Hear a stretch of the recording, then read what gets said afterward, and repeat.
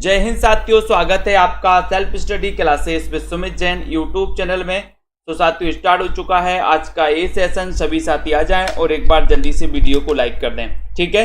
Self study classes का app अगर अभी तक आपने डाउनलोड नहीं किया है तो आप डाउनलोड कर लेना। ये बहुत ही बढ़िया ऐप है सेल्फ स्टडी क्लासेस ऐप, ठीक है। ये दोस्तों आपके लिए बहुत ही उपयोगी ऐप है। अगर आप साहित्य की किसी भी एग्जाम की तैयारी कर रहे हैं तो आप सेल्फ स्टडी के बहुत ही बढ़िया तरीके से नोट्स बनाए गए हैं, तो जिनको भी मंगवाना है वो संपर्क कर सकते हैं। और दोस्तों अभी एक ऑफर चल रहा है 1200 में 12 महीने। हिंदी साहित्य को अगर आप लाइव क्लासों के माध्यम से पढ़ना चाहते हैं, ऑनलाइन पढ़ना चाहते हैं, तो 1200 में 12 महीने का कोर्स चल रहा है। अब दोस्तों रत्नाकर कृत उद्धव शतक किस भाषा में लिखा गया काव्य ग्रंथ है, ये आपको बताना है। रत्नाकर कृत उद्धव शतक किस भाषा में लिखा गया काव्य ग्रंथ है, बताइए। बहुत ही अच्छा क्वेश्चन यहां से पूछा गया आपसे, सभी लोग बताएंगे। शेयर कर देना हमारे सभी साथी दोस्तों, लाइक कर देना हमारे सभी साथी, ठीक है। और सभी साथी आ जाएं। बहुत ही बढ़िया तरीके से ये सेशन अपना चलता है रोज रात्रि 9 बजे, ठीक है। तो यहां पर आपका पहला प्रश्न पूछा गया है, रत्नाकर कृत उद्धव शतक किस भाषा में लिखा गया है, किस भाषा में लिखा गया ये बताइए।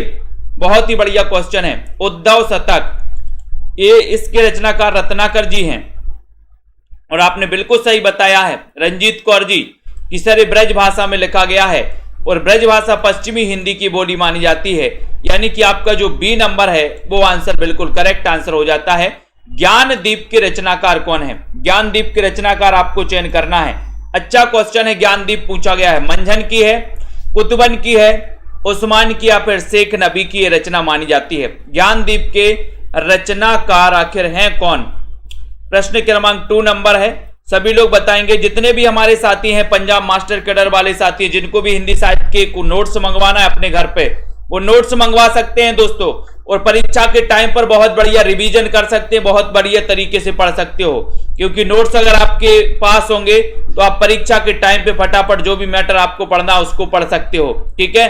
तो ज्ञानदीप के रचयिता कौन माने जाते हैं, और मैंने आपको बताया कि ज्ञान हमें नबी ज्ञान प्राप्त करना है, नया ज्ञान प्राप्त करना है। तो नबी से क्या हो जाएगा, शेख नबी की रचना है ज्ञानदीप, यानी डी नंबर। हिंदी में सा ध्वनि है, मूर्धन्य है, दंत है, तालब्य है या फिर ओष्ठ है। तो ये बहुत ही बढ़िया क्वेश्चन पूछा जाता है। देखते हैं 3 नंबर में कौन कौन सही बताएगा। इस सा वाला जो है, शक्कर का सा जो है ना, ये पूछा ही जाता है दोस्तों ये क्वेश्चन। इसकी बताइए उच्चारण स्थान क्या माना जाता है। बहुत ही अच्छा क्वेश्चन है। लाइक कर दो हमारे सभी साथी, सेल्फ स्टडी क्लासेस परिवार से जुड़ जाओ।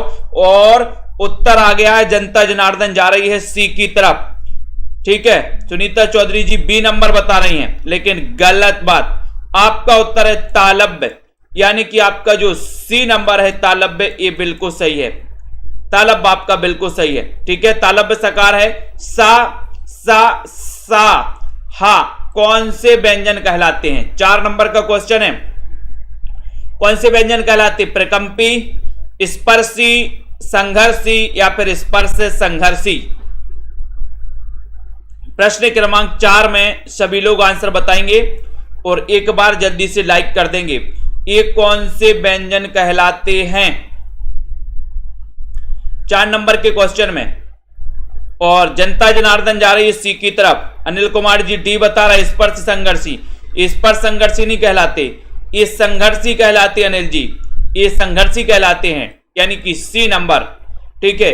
ये संघर्षी कहलाते हैं। जो साहा ये संघर्षी, यानी कि 4 नंबर आपका राइट आंसर हो जाएगा। संघर्षी व्यंजन कहलाते हैं, ठीक है। अगला देखते हैं इनमें से कौन सी कृति केशवदास की नहीं है। केशवदास की कौन सी नहीं है, रामचंद्रिका, रसिक प्रिया, अनेकार्थ मंजरी या फिर विज्ञान गीता। केशवदास जिनका जन्म हुआ था 1555 में, रीतिकाल के प्रवर्तक माना है डॉक्टर नगेंद्र ने इनको, किसको, केशवदास को, ठीक है। और केशवदास की एक रचना है रामचंद्रिका, रामचंद्रिका, ठीक है, जो कि दोस्तों ब्रज भाषा में है, लेकिन केशवदास की नहीं है पूछा गया यहां पर। तो यहां पर जनता जनार्दन कहां जा रही है, सी की तरफ जा रही है। बहुत बढ़िया। ये अनेकार्थ मंजरी, तो अनेकार्थ मंजरी किसकी रचना है बताइए। रामचंद्रिका केशवदास की हो जाएगी, रसिक प्रिया केशवदास की हो जाएगी, विज्ञान गीता केशवदास की हो जाएगी। तो ये अनिकार्थ मंजरी किसकी है बताइए? कुआनो नदी इनमें से किस कवि की कृति है? कुआनो नदी 6 नंबर का क्वेश्चन है सोनिया जी, दारसू जी, रंजना जी, आशा जी, राजकुमार जी। कुआनो नदी ये कई बार अपन ने याद भी किया है, ट्रिक से भी याद किया है। कितने साथी हैं जिन्होंने अभी तक एडमिशन नहीं लिया? 10 तारीख यानी कि कल तो 9 तारीख है, 10 तारीख परसों, 10 तारीख दोस्तों आपके लिए क्या हो जाएगा?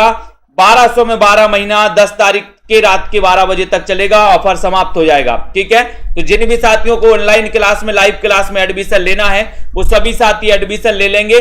कुआनो नदी इनमें से किस कवि की कृति है? 6 नंबर का क्वेश्चन आपसे पूछा गया है और 6 नंबर में बोले सर कुआं और नदी का सर्वे करना है। सर्वे से क्या बनेगा? सर्वेश्वर दयाल सक्सेना, यानी ये नंबर आपका सही है। महापुराण के रचनाकार कौन है? महापुराण के रचनाकार कौन है? 7 नंबर का क्वेश्चन है।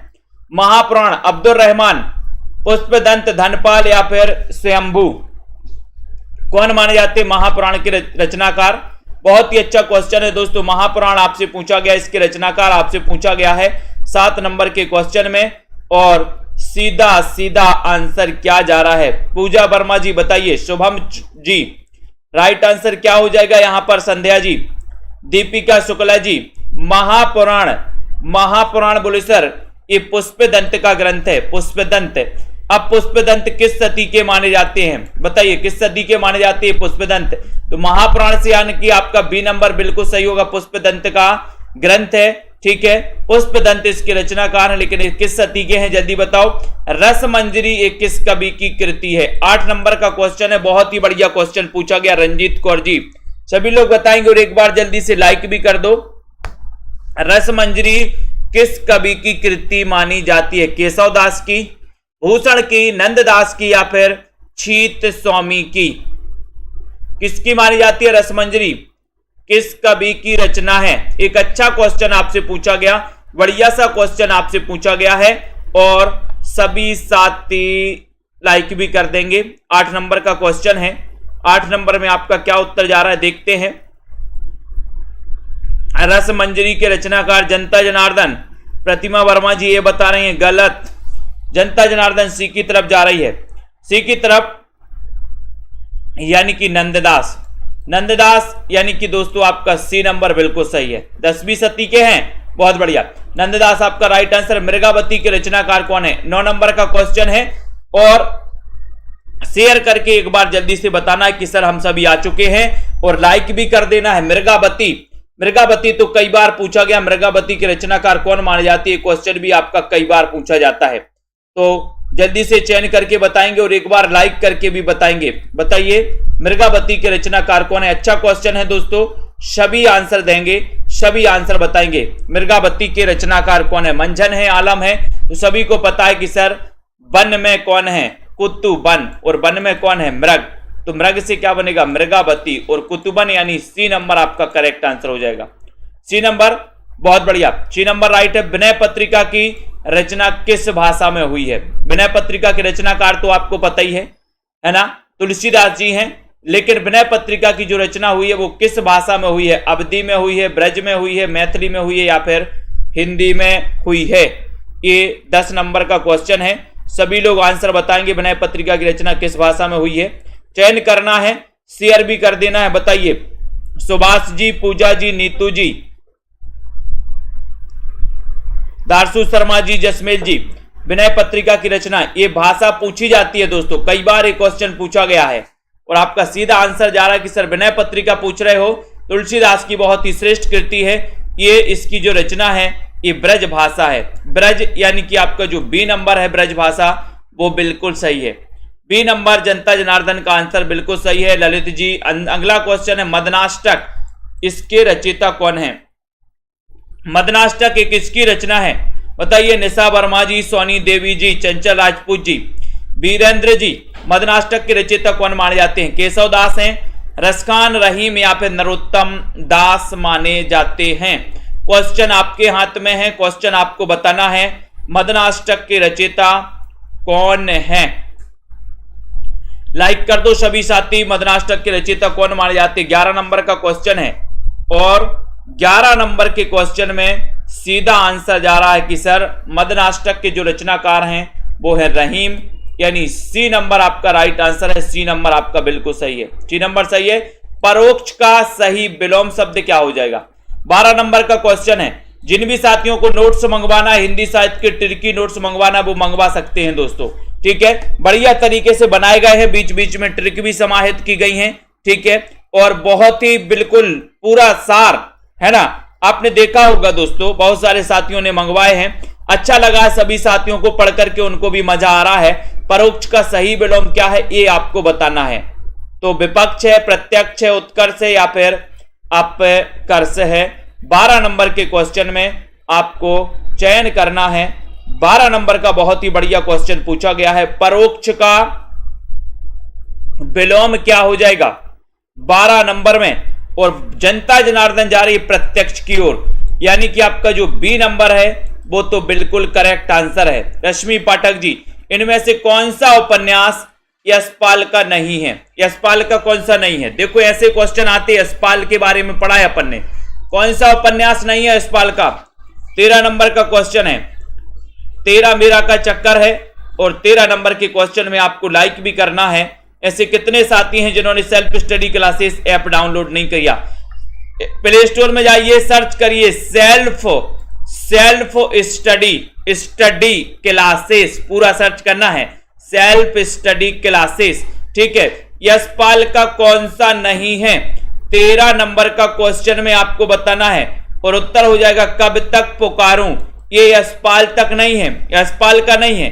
फिर एक किसका है? रांगे राघव का। वेरी गुड रश्मि जी, बिल्कुल सही बताया कि सर ये कब तक पुकारूं, रांगे राघव का है, यानी बी नंबर आपका बिल्कुल सही है। पुष्पी की अभिलाषा नामक प्रसिद्ध कविता के रचयिता कौन है? अच्छा क्वेश्चन है। बालकर्ण शर्मा नवीन है, दिनकर हैं, माखनलाल चतुर्वेदी हैं या फिर राम नरेश त्रिपाठी हैं? 14 नंबर का क्वेश्चन, पुष्पी की अभिलाषा नामक प्रसिद्ध कविता के रचयिता कौन है? एक अच्छा क्वेश्चन पूछा गया। आलोक हिंदी जी बताइए सही आंसर क्या है यहाँ पर? पुष्प की अभिलाषा तो बहुत दिन से पढ़ते आए हैं, बोले सर हम तो, ठीक है। तो उत्तर चला जाता कि पुष्प की अभिलाषा, यानी कि इसमें माखनलाल लगा दो, माखनलाल चतुर्वेदी, यानी कि सी नंबर लगा दो। 1889 में जन्म हुआ था इनका, माखनलाल चतुर्वेदी का। इनके दोस्तों एक साहित्य देवता आप पढ़ते हो, साहित्य देवता को क्या खबाना? माखन। इनका एक निबंध है माखनलाल चतुर्वेदी जी का, जिसके पास कुछ ना हो उसके लिए एक शब्द क्या होगा? जिसके पास कुछ ना हो उसके लिए बताना है आपको। कुमकुम यादव जी, सभी लोग बताएंगे। और निरंतर तैयारी करते रहिए दोस्तों, एग्जाम आते रहेंगे जाते रहेंगे, लेकिन तैयारी नहीं रुकनी चाहिए, तैयारी तो निरंतर चलनी चाहिए। जिसके पास कुछ ना हो उसके लिए एक शब्द आपको चयन करना है, और ये एक शब्द कई बार पूछा जाता है। जिसके पास कुछ ना हो उसके लिए एक शब्द कौन सा है? और आप लोगों ने चयन किया कि सर उसके लिए आप अपन आकिंचन बोल सकते, आकिंचन, यानी कि ये नंबर लगाना है। जिसके पास कुछ ना हो उसे क्या बोलेंगे? आकिंचन। ये आपका करेक्ट राइट आंसर है। चिंतामणि के रचयिता कौन है? चिंतामणि ये कितने भागों में प्रकाशित है ये भी आपको बताना है। चिंतामणि कितने भागों में प्रकाशित है, इसके रचनाकार कौन है? 16 नंबर का क्वेश्चन है। और देखते हैं कौन कौन सही सफल हो पाता है। यहां पर राजकुमारी जी, अर्पिता दुबे जी, सही आंसर बताना है, जल्दी से बताइए। सुनीता प्रजापति जी, चिंतामणि, और चिंता की पूरी मणि तो बोले सर रामचंद्र शुक्ल को थी, है ना? तो रामचंद्र शुक्ल ये कितने भागों में है? तो बताया आपने कि सर ये 4 भागों में प्रकाशित है। चिंतामणि भाग 1, 2, 3 और 4, तो ये 4 भागों में प्रकाशित है चिंतामणि, ठीक है। ये दोस्तों आपको याद रख लेना है। इनका निबंध संग्रह है चिंतामणि, किसका? रामचंद्र शुक्ल का। सी नंबर, जन्मेजय का नांग यज्ञ किसकी कृति है? जन्मेजय का नांग यज्ञ, ये आपको चयन करना है। तनु जी बताइए, लाइक करके शेयर भी करिए। जन्मेजय का नांग यज्ञ आपको चयन करना है। प्रसाद की है, शेठ गोविंद दास की है, लक्ष्मी नारायण लाल की है या फिर गोविंद बल्लभ पंत की मानी जाती है। 17 नंबर के क्वेश्चन में अच्छा क्वेश्चन है, सभी लोग बताएंगे जन्मेजय का नाग यज्ञ, इस कृति के जो लेखक हैं वो कौन है? और आपको पता है कि सर नांग की बात आई है तो नांग तो शंकर जी के गले में पड़ा है, तो ये आपका उत्तर। आपने वो पढ़ा होगा, नांग बोला मैं सबसे बड़ा, बोले शंकर जी के गले में क्यों पड़ा, है ना? तो याद रखते ना, ये आपका बी नंबर आपका बिल्कुल सही हो जाएगा। भुजंग का पर्यायवाची शब्द कौन सा है? भुजंग का बताना है, बताइए। भुजंग का पर्यायवाची बताइए। तन्मय जी, प्रीति पाल जी, सीताराम जी, हरविंदर सिंह जी। 18 नंबर का क्वेश्चन है मधुकर त्रिपाठी। भुजंग का पर्यायवाची आपको चयन करना है। केंचुआ है, गिरगिट है, सर्प है या फिर तोता है। तो भुजंग का पर्यायवाची 18 नंबर के क्वेश्चन में 18 का उत्तर आपको चयन करना है और आपका उत्तर है कि सर भुजंग का पर्यायवाची जो हो जाएगा, जनता जनार्दन कहां जा रही? सी की तरफ। सर्प, बहुत बढ़िया। सर्प बोले सर्प का भुजंग, भुजा में बोले सर्प ने काट दिया, भुजा भुजंग, ठीक है। यानी कि आपका जो सी नंबर है वो बिल्कुल करेक्ट आंसर है। अतीत के चलचित्र के रचयिता कौन है? अतीत के चलचित्र बताइए। कुमारी जी बताएं, प्रमांशु जी स्टडी विथ बताएं फटाफट से। आशा कुमावत जी 19 नंबर का क्वेश्चन है, लाइक कर देना है जल्दी से। सुनीता प्रजापति जी बताओ अतीत के चलचित्र, इसके रचनाकार कौन है? चयन करना है बिल्कुल। चंदन विष व्यापत नहीं लिपटत रहित भुजंग, बिल्कुल सही है, ठीक है। तो अतीत के चलचित्र बोले ये तो बिल्कुल सरल है। जनता जनार्दन वोट कर रही महादेवी वर्मा जी, बिल्कुल सही है, करेक्ट आंसर है, राइट आंसर है, वेरी गुड आंसर है। बेताल पच्चीसी के रचनाकार कौन है? 20 नंबर का क्वेश्चन है, बेताल पच्चीसी आपसे पूछा गया है। तनु जी, हिमांशी, मधुकर जी सभी लोग आंसर चयन करेंगे। अलका ठाकुर जी 20 नंबर का क्वेश्चन है। Self study classes app download कर ले सभी साथी, है ना। और जिनको भी एडमिशन लेना है, रेगुलर और निरंतर अध्ययन करना है, तो अभी 1200 में 12 महीने 1200 में 12 महीने आप पढ़ सकते हो दोस्तों। बेताल पच्चीसी के रचनाकार कौन है? एक अच्छा क्वेश्चन आपसे पूछा गया है 20 नंबर के क्वेश्चन में, और आपका सीधा आंसर जा रहा है कि सर बेताल पच्चीसी अगर आपने पूछा है तो आप सूरती मिश्र लगा देना, डी नंबर लगा देना, सूरती मिश्र आपका राइट आंसर हो जाएगा, ठीक है। बहुत बढ़िया, सूरती मिश्र लगाना है, डी नंबर लगाना है। तन्मय जी डी नंबर लगाना है, सूरती मिश्र। अशोक के फूल, इसके रचनाकार कौन है? अशोक के फूल आज ही पढ़ा था, शीरीष के फूल, अशोक के फूल, है ना। विचार प्रवाह है, पढ़ा था ना अपन ने। विचार वितर्क पढ़े थे अपन ने, निबंध आज ही। अशोक के फूल निबंध संग्रह है, और ये निबंध संग्रह किसका है? कुबेर नाथ राय का है, गुलाब राय का है, रामचंद्र का, या फिर हजारी प्रसाद द्विवेदी। तो मैंने आपको ट्रिक भी बताई थी कि अशोक में एक फूल फूलेगा या 1000 फूल फूलेंगे। तो आपने कहा था कि सर एक नहीं फूलेगा, 1000 फूलेंगे। 1000 से बने था अपना क्या? हजारी प्रसाद द्विवेदी। ललित निबंधकार के रूप में प्रसिद्धि मानी जाती है द्विवेदी जी की। एक भारतीय आत्मा किससे कहा जाता है? बहुत ही सरल क्वेश्चन है और आसान क्वेश्चन है, सभी लोग बताएंगे।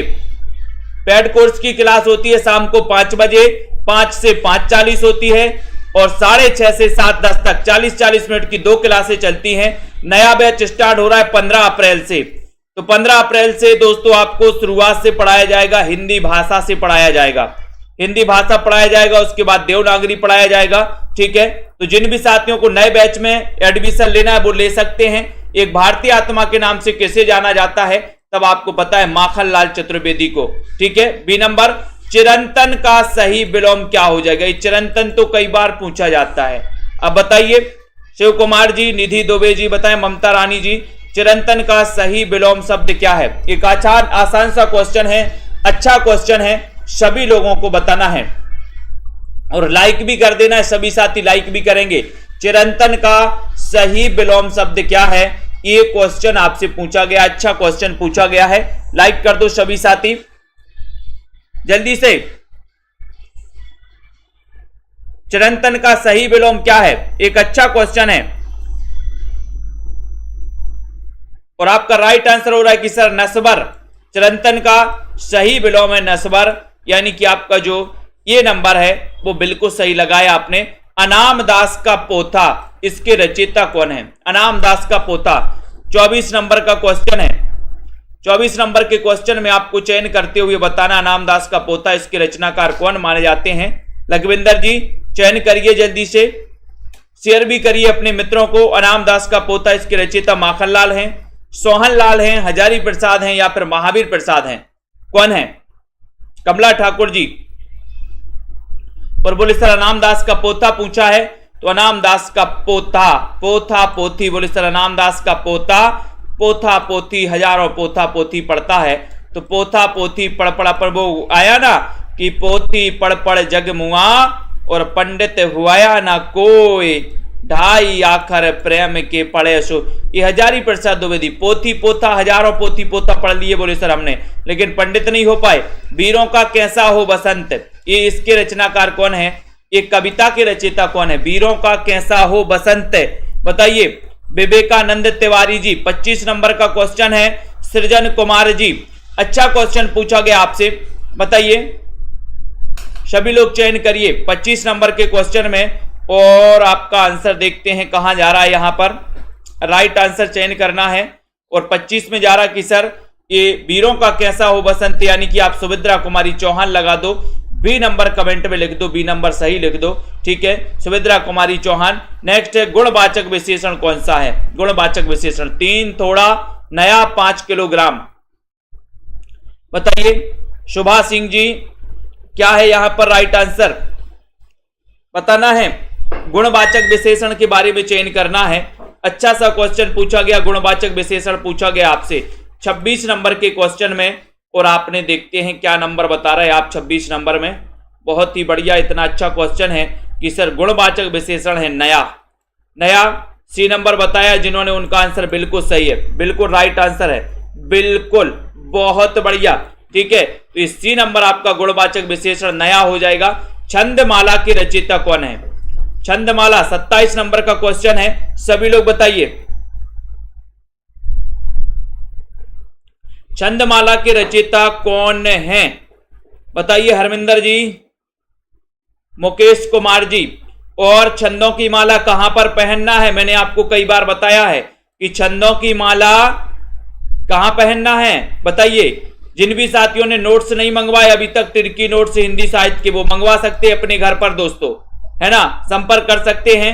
छंदों की माला कहां पहननी है, तो आप बताओगे कि सर केस में पहननी, केस में, तो केस से क्या हो जाएगा, केशवदास हो जाएगा, केशवदास, यानी कि ए नंबर आपका बिल्कुल सही है। मोक्ष की इच्छा करने वाला के लिए एक शब्द कौन सा है, मोक्ष की इच्छा करने वाला, इसके लिए एक शब्द आपको चयन करना है, एक शब्द आपको बताना है, तो बताइए रीना मंडियाल जी, अर्पिता जी, बताएं हेमा सिंह जी। मोक्ष की इच्छा करने वाला, इसके लिए एक शब्द चयन करना, तो क्या लगाओगे, तब आपको लगाना है मुमुक्षु, यानी कि आपका जो डी नंबर है, डी नंबर मुमुक्षु आपका राइट आंसर है, ठीक है। मसी कागज छुओ नहीं, कलम गही नहीं हाथ, इस प्रस्तुत पंक्तियों के रचनाकार कौन है, दादू दयाल है, कबीर दास है, रैदास है, या फिर सुंदर दास है। 29 नंबर का क्वेश्चन बढ़िया क्वेश्चन पूछा गया आपसे, तो मसी कागज छुओ नहीं, कलम गही नहीं हाथ, इस पंक्तियों के, इन पंक्तियों के रचनाकार कौन है, बताइए नीलम सिंह जी, अनुराग जी। सही आंसर का चयन करना है, लाइक कर देना सभी लोग, पीजीटी में आया था, बहुत बढ़िया पूनम जी। तो 29 नंबर का क्वेश्चन है, 29 में आपका उत्तर हो रहा है कबीरदास, कबीरदास का जन्म बताना है, ठीक है।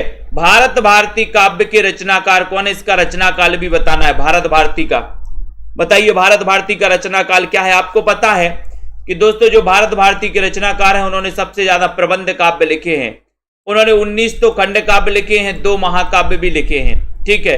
तो प्रबंधकार के रूप में पहचान है उनकी, और वो ऐसे कौन कवि हैं, वो ऐसे राष्ट्रीय कवि हैं मैथिली शरण गुप्त, जिनका जन्म 1886 को हुआ था चिरगांव जिला झांसी में, ठीक है।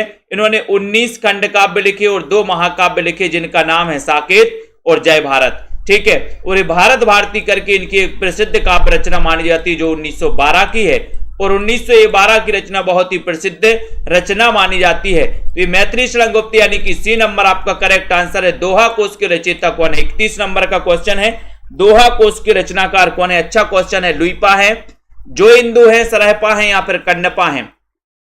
31 नंबर का क्वेश्चन सभी लोग बताएंगे, दोहा कोश के रचयिता कौन माने जाते हैं। और 31 नंबर का क्वेश्चन है, बहुत ही बढ़िया क्वेश्चन है, आपका राइट आंसर हो जाएगा, दोहा कोश आपसे पूछा है, और दोहा कोश में आपका सही आंसर है सरहपा, सरहपा, यानी कि आपका बोले सर दोहा सुनाओ, सर दोहा सुनाओ, तो दोहा कोश सरहपा, सी नंबर आपका बिल्कुल सही है। प्रेम सागर के रचनाकार कौन है?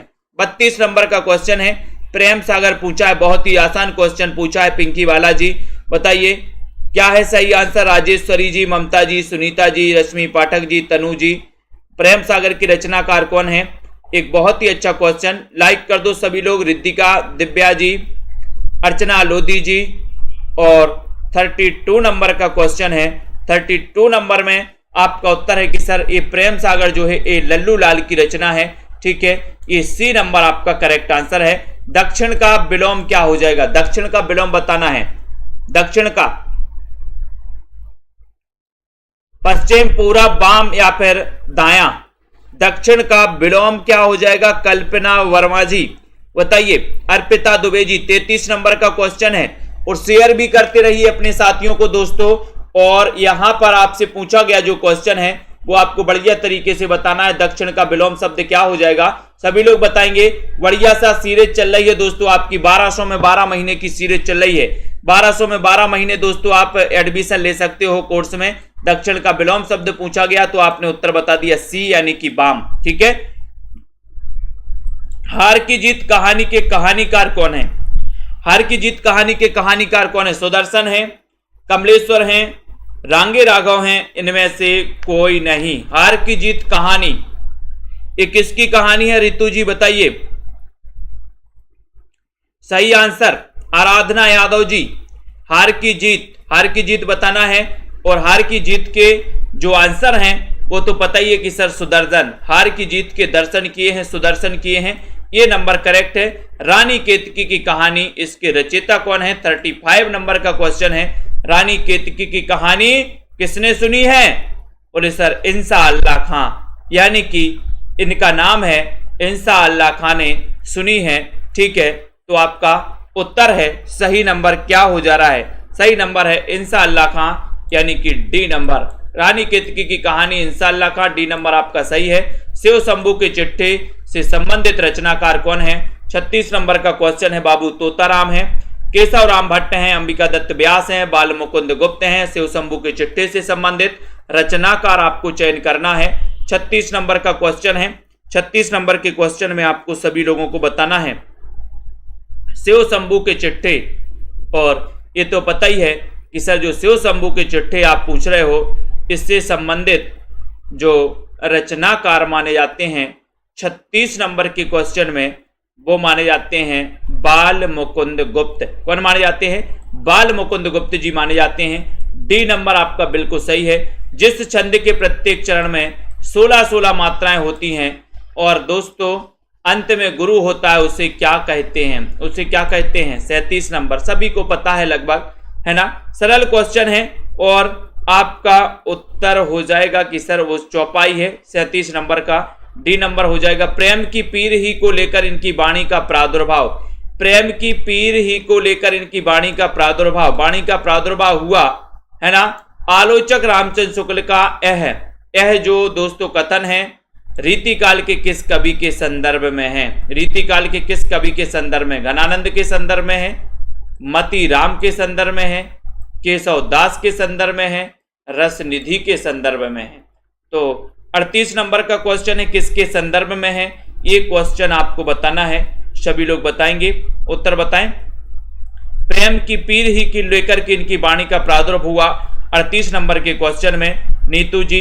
और आपका उत्तर चला गया कि सर घनानंद। घनानंद प्रेम की पीर का कवि कहा जाता है इनको। इनकी प्रेमिका का नाम था सुजान। ठीक है, तो ये सुजान याद रख लेना है। ये नंबर घनानंद रीति मुक्त कवि माने जाते हैं, रीति मुक्त काव्यधारा के कवि हैं। मीराबाई की रचनाओं में किस भाषा की झोंक ज्यादा मिलती है? मीराबाई की रचनाओं में अपन ने दोस्तों राग गोविंद इनकी बहुत ही प्रसिद्ध रचना पढ़ी थी। मीराबाई की पदावली तो आपको पता ही है, नरसिंह जी को मायरो आपको पता है मीराबाई की रचनाओं में। ठीक है, तो ये मीराबाई हैं, इनको याद रख लेना है। और इनकी रचनाओं में किस भाषा की झोंक मिलती है ये आपको बताना है। सबसे ज्यादा झोंक किस भाषा की मिलती है? 39 नंबर के क्वेश्चन में आपसे सीधा क्वेश्चन पूछा गया है, राइट सा क्वेश्चन पूछा गया है और आपको बताना है। बताएं सही आंसर क्या जा रहा है यहां पर? और आपका उत्तर है कि सर राजस्थानी। अब राजस्थानी बताना है आपको किस अपभ्रंश से इसका उद्भव होता है दोस्तों? बताएं, ये राजस्थानी जो है इसका किस अपभ्रंश से इसका विकास होता है? राजस्थानी उपभाषा का। बताओ, बताइए। 39 नंबर के क्वेश्चन में, मैं उस जनपद का कवि हूं, काव्य रचना किस कवि की है? 40 नंबर का क्वेश्चन है, मैं उस जनपद का कवि हूं। नागार्जुन की है, रांगे राघव की, त्रिलोचन की या केदारनाथ अग्रवाल की? बताएं सरबजीत जी। मैं उस जनपद का कवि हूं, काव्य रचना किस कवि की मानी जाती है? 40 नंबर में बहुत ही बढ़िया क्वेश्चन आपसे पूछा गया है, जल्दी से बताना है। और जिन भी साथियों को न्यू बैच में एडमिशन लेना है 1200 में 12 महीने, आप बहुत ही अच्छे से पढ़ सकते हो, जहां पर लाइव क्लास हैं, रिकॉर्डेड क्लास हैं, टॉपिक बाय टेस्ट, हर संडे को भी टेस्ट करवाया जाता है, ठीक है, रिवीजन टेस्ट भी होते हैं, बहुत सारी चीजें जहां पर आपको दोस्तों भरपूर मटेरियल मिलता है। मैं उस जनपद का कवि हूं, 40 नंबर के क्वेश्चन में आपको बताना है, तो आपका उत्तर हो जाएगा कि सर ये जो पूछा है आपने क्वेश्चन, ये त्रिलोचन। त्रिलोचन का जो वास्तविक नाम था वो क्या था, ये भी बताइए। त्रिलोचन आपको बताना है, बोले मैं उस जनपद का कवि हूं जहां के त्रिलोचन है। जहां की कौन है? त्रिलोचन। त्रिलोचन का वास्तविक नाम क्या है, ये आपको बताना है। सोनेट लेखन के लिए जाने जाते हैं त्रिलोचन, ठीक है। तो सी नंबर तो आपका क्वेश्चन सही हो जाता है, लेकिन इनका दोस्तों वास्तविक नाम भी आपको बताना है। उत्कर्ष का विलोम क्या होगा? त्रिलोचन का वास्तविक नाम क्या है, बताइए। सृजन कुमार जी बताएं, प्रियंका यादव जी। 41 नंबर का क्वेश्चन, उत्कर्ष का विलोम क्या होगा? पश्चिमी राज गुजरात में शेर है, बहुत बढ़िया। पश्चिमी राज गुजरात में शेर है, अपन ने एक ट्रिक बनाई थी, तो पश्चिमी हिंदी, राजस्थानी और गुजराती शेर है, तो स्वर सैनी अपभ्रंश से निकली थी दोस्तों ये उपभाषाएं, इनका विकास हुआ था। उत्कर्ष का विलोम पूछा गया, ये क्वेश्चन कई बार आया उत्कर्ष का, और उत्कर्ष का हो जाता है अपकर्ष, यानी कि ये नंबर आपका करेक्ट आंसर हो जाता है। लघु मानव के बहाने हिंदी कविता पर एक बहस, इसके रचनाकार कौन है? 42 नंबर का क्वेश्चन। लघु मानव के बहाने हिंदी कविता पर एक बहस के रचनाकार कौन है? 42 नंबर का क्वेश्चन है। 42 नंबर के क्वेश्चन में आपको चयन करना है, तो देखते हैं राइट आंसर क्या हो जाता है। लघु मानव के बहाने हिंदी कविता पर एक बहस, ये क्वेश्चन आ चुका है, कई बार आ चुका है, ठीक है ना, बीच बीच में रहते हैं इसमें भी सरबजीत जी। तो लघु मानव के बहाने हिंदी कविता पर एक बहस के रचनाकार कौन है? उत्तर हो जाएगा विजय देव नारायण शाही, यानी कि बी नंबर आपका करेक्ट आंसर है। बी नंबर आपका सही है। ललित निबंधकार के रूप में किसे प्रसिद्धि मिली है? जिन भी साथियों को 10,000 प्रश्नों की प्रैक्टिस सीरीज में भाग लेना है, जिसमें आपको 10,000 प्रैक्टिस से दोस्तों क्वेश्चन की प्रैक्टिस सेट मिलेंगे, जिनको आप प्रैक्टिस कर सकते हैं। 599 में ऐप में जाकर के 10,000 क्वेश्चन की टेस्ट सीरीज परचेस कर सकते हो। जिन भी साथियों को पंजाब मास्टर कैडर के मॉडल पेपर चाहिए है, जिसमें 30 मॉडल पेपर रहेंगे और कुल मिला के 4500 क्वेश्चन रहेंगे, जिसकी पीडीएफ भी आपको मिलेगी, है ना, और 2000 क्वेश्चन एक्स्ट्रा क्वेश्चन और उसमें रखे गए हैं, ठीक है। तो ललित निबंधकार के रूप में प्रसिद्धि किसकी है? तो आपको पता है विद्यानिवास मिश्र की प्रसिद्धि है।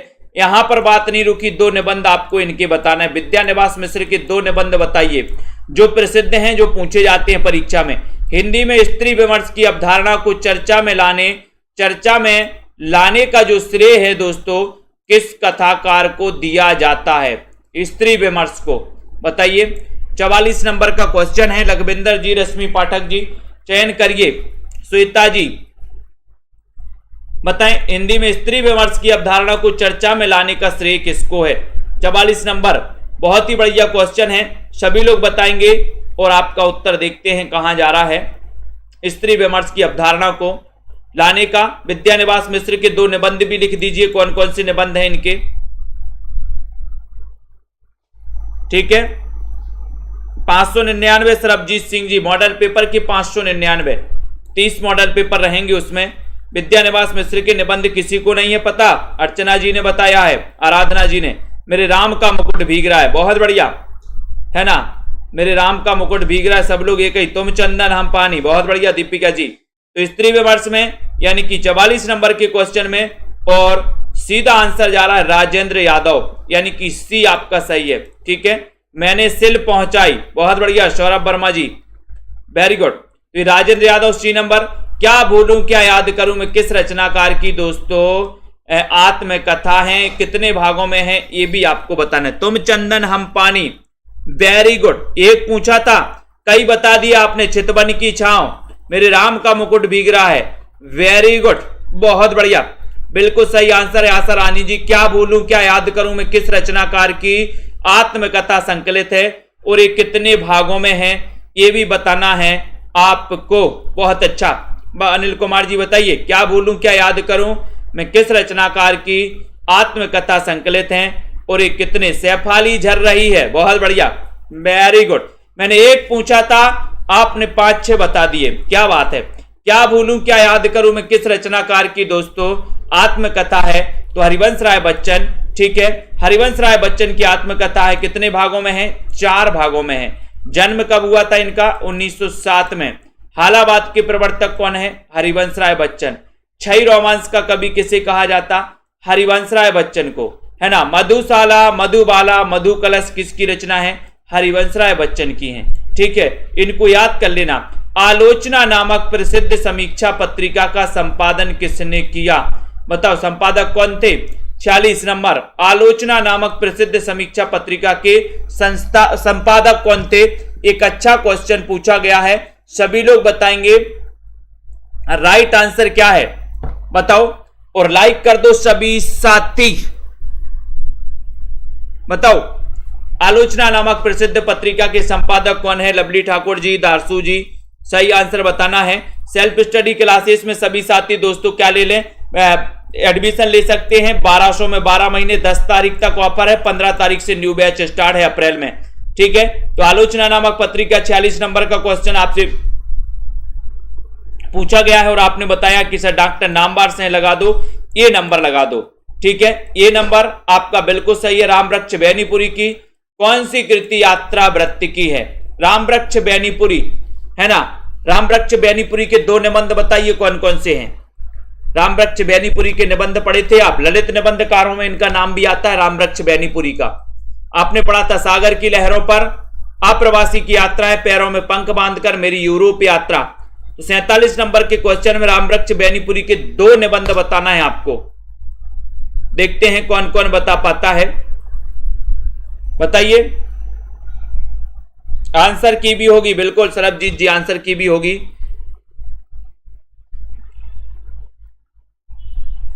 और 47 में बढ़िया सा क्वेश्चन पूछा गया, उत्तर है पैरों में पंख बांधकर उड़ते चलो और कहां पर बैठ जाओ, वृक्ष पर बैठ जाओ, वृक्ष पर। तो रामवृक्ष बैनीपुरी। ठीक है, गेहूं और गुलाब, बिल्कुल सही है, गेहूं और गुलाब। और कौन सा है, और कौन सा है दूसरा, एक बूंद सहसा उछली किस विधा की रचना है, एक बूंद सहसा उछली किस विधा की रचना है, वंदे वाणी विनायक। बहुत बढ़िया दिनेश कुमार जी, वेरी गुड, वंदे वाणी विनायक। और दोस्तों गेहूं और गुलाब, बहुत बढ़िया। एक बूंद सहसा उछली किस विधा की रचना है, मतलब याद है ना, वेरी गुड वेरी गुड। बताइए यहां पर एक बूंद सहसा उछली, ये विधा बताना है आपको। इसकी विधा क्या है, इसके रचनाकार तो अज्ञेय है, सभी को पता है, लेकिन इसकी विधा आपको चयन करनी है कि सर इसकी जो विधा है ये यात्रा वृत्तांत है। यात्रा वृत्तांत है, यानी कि ये नंबर आपका बिल्कुल सही है, यात्रा वृत्तांत आपका राइट आंसर है। ठीक है, अब ठिठुरता हुआ गणतंत्र किसकी रचना है, 49 नंबर का क्वेश्चन है, ठिठुरता हुआ गणतंत्र बताना है, बताइए। हजारी प्रसाद द्विवेदी के 2 निबंध आपको बताना है, निबंध बताना है, निबंध संग्रह नहीं पूछा हमने निबंध पूछा है, हजारी प्रसाद द्विवेदी के निबंध, 2 निबंध बताना, निबंध संग्रह नहीं। ठिठुरता हुआ गणतंत्र किसकी रचना है, भगवती की है, शरद जोशी, हरिशंकर परसाई या हजारी प्रसाद द्विवेदी, बताइए। बुलडोजर बाबा, बुलडोजर चल रहा है क्या। 49 नंबर का क्वेश्चन, ठिठुरता हुआ गणतंत्र, इसके रचनाकार ये किसकी रचना है, उत्तर हो जाएगा सी नंबर, यानी कि हरिशंकर परसाई। सी नंबर आपका करेक्ट आंसर है, हरिशंकर परसाई आपका बिल्कुल सही है। वाक्यम रसात्मकम काव्यम कहने वाले आचार्य कौन है, शीरीष का फूल बता दिया आपने, वेरी गुड बिल्कुल सही है। बताओ। वाक्यम रसात्मकम काव्यम, कहने वाले आचार्य कौन है? एक अच्छा क्वेश्चन आपसे पूछा गया है। आम बोरा गए हैं, बहुत बढ़िया। अशोक के फूले निबंध संग्रह है। निबंध संग्रह नहीं पूछा मैंने, निबंध पूछे हैं, निबंध पूछे भैया। बताइए यहां पर। वाक्यम रसात्मकम काव्यम, कहने वाले जो आचार्य हैं वो आचार्य हैं विश्वनाथ। यानी कि आपका उत्तर बी नंबर हो जाता है, करेक्ट राइट आंसर हो जाता है। अब जितने भी हमारे साथी हैं जिन्होंने भी सेल्फ स्टडी क्लासेस का ये ऐप डाउनलोड नहीं किया, इस ऐप को डाउनलोड कर लें। जिनको भी एडमिशन लेना है 10 तारीख ऑफर की लास्ट डेट है, यानी कि 15 तारीख से जो न्यू बैच स्टार्ट हो रहा है उसमें आपके लिए ऑफर दिया गया है कि आप 1200 में 12 महीने अध्ययन कर सकते हो हिंदी साहित्य का, जिसमें आपको लाइव क्लासें भी हैं, जिसमें आपके लिए टॉपिक वाइज टेस्ट भी हैं, जिसके लिए आपके लिए रिकॉर्डेड कोर्स भी है। ठीक है, अगर आप लाइव क्लास अटेंड नहीं कर पाते तो रिकॉर्डेड भी है, रिकॉर्डेड से पढ़ सकते हैं। ठीक है, आपके लिए ट्रिकी वीडियो भी है, आपके लिए टॉपिक वाइज टेस्ट भी हैं, हर संडे को भी टेस्ट है। ठीक है, डाउट्स वाले वीडियो भी हैं। एक बढ़िया सा ऐप में ग्रुप है, उसमें आप चैट भी कर सकते हो, है ना, जो भी समस्याएं हैं वो पूछ सकते हो। सेल्फ स्टडी क्लासेस का ऐप आपको डाउनलोड कर लेना है। ठीक है, और दोस्तों ये हिंदी साहित्य के ट्रिकी नोट्स बनाए हैं मैंने खुद, बहुत ही बढ़िया प्रयास से दोस्तों ये नोट्स बनाए हैं। अथक प्रयत्न के बाद आप लोगों तक पहुंचाने के लिए आपको संपर्क करना है।